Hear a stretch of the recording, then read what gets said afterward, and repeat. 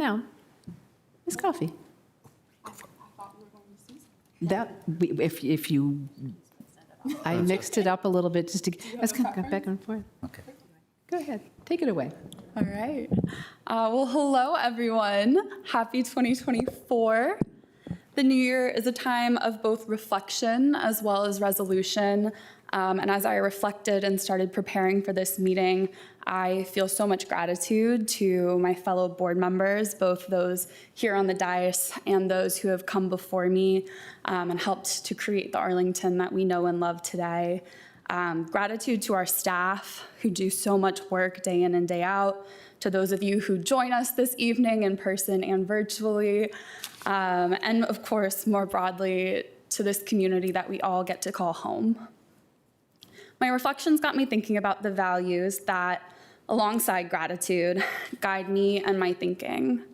Empathy, care and kindness, community, equity, and justice.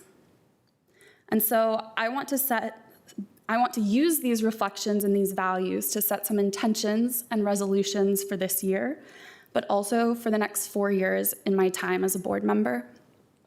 I want to listen with empathy, seeking to understand the many perspectives and lived experiences across our community.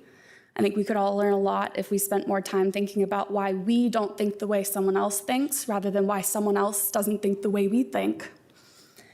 I want to ensure that we take care of those who need us, especially when difficult choices need to be made, and remember those who are on the receiving end of our decisions from up here that may not be us ourselves.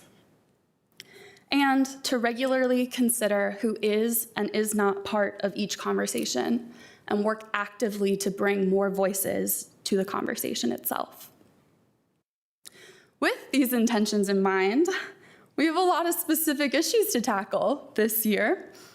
I think livability is front of mind for so many here in Arlington, encompassing both the cost and quality of life. People in Arlington are surviving. They are not thriving in so many cases. Housing affordability and access, whether renting or owning, feels exhausting and impossibly stressful for so many people who are living in our community.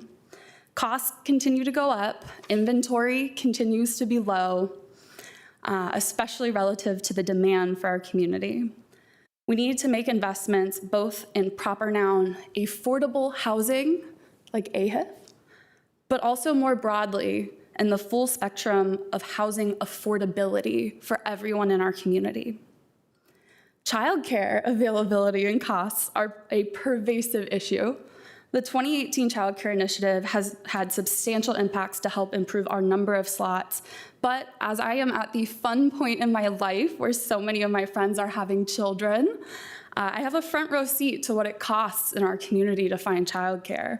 Folks are getting on wait lists when they've just found out that they're pregnant, competing for the chance to pay thousands of dollars, often thousands of dollars per month, just for a safe, quality place for their child to go.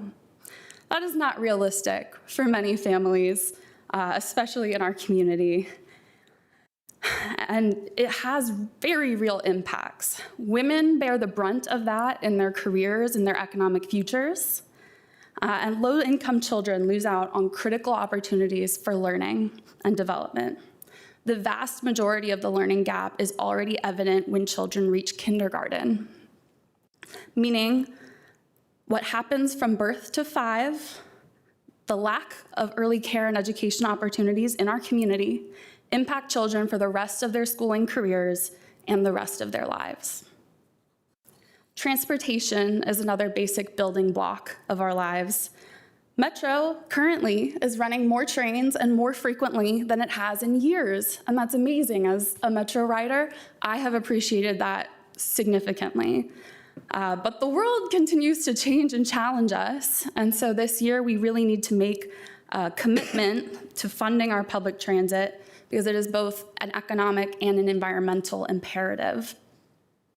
At the same time, safety in transportation is also front of mind, making sure we commit ourselves to Vision Zero, that no one should die or be critically injured on our streets is really important for so many people. We will need to do more to address our commercial real estate market. I'm really grateful to be coming in with the work that has already been done, and I'm really excited about pushing forward the Commercial Market Resiliency Initiative 2.0 because we've already worked through a 1.0. The world has changed pretty permanently over the last several years, and we do need to embrace an economic development strategy that moves us forward into the future, thinking about things differently than we have in the past, thinking about the world as it will be and not the world as it was.